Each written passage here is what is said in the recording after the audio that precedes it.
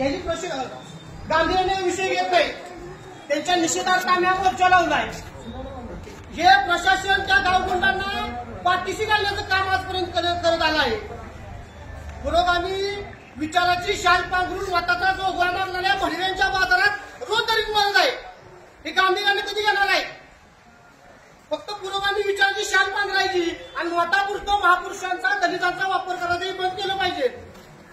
रोज मारलं जातं वाळव्यासारख्या गावात डोळ्यात चटणी टाकून चळवळीत काम करणाऱ्या काही युवकाला मारते.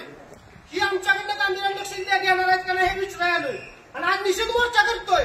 इथनं पुढचा हा निषेध मोर्चा नसणार आहे. ही सगळी तू घेऊन जो कोण गावगुंड असेल त्याच्या घरात घुसायची ताकद आमच्याकडे आहे. आता आम्ही करून दाखवी. आता आम्ही तुम्हाला सांगायला पास आमचा किती आमच्या अन्याय होती, अत्याचार होते आम्हाला माहित आहे. त्यामुळे आम्ही तुम्हाला जर चांगलं सांगायला हा शेवटचा निषेध मोर्चा असेल. तुम्ही जर आरोपीवर कठोर कारवाई करत नसाल त्यांना पाठीशी 6 तारखेला 1 तारखेला गुन्हा दाखल होतोय.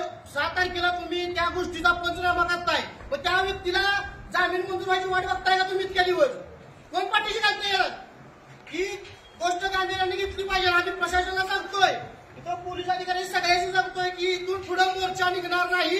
काय गुन्हा दाखल व्हायचा ती झाला तर चालेल, पण असं आमच्या समाजात अन्याय होत असेल, दलितच्या वेळी जर पोराची मारहाण होत असेल तर इथून पुढे जो गावगुंडा असेल त्याला कोण पाठीशी घालत असेल त्याच्या वाट लावल्याशिवाय आम्ही शांत बसणार नाही. एवढंच बोलतो आणि थांबतो, जास्त काय बोलणार नाही. कारण की इथून पुढे काय करायचं ते आम्ही करून दाखवू. फक्त सांगायला आलोय, निषेध करतोय, पुढच्या वेळी निषेध करणार नाही. एवढंच बोलतो, थांबतो. जय भीम.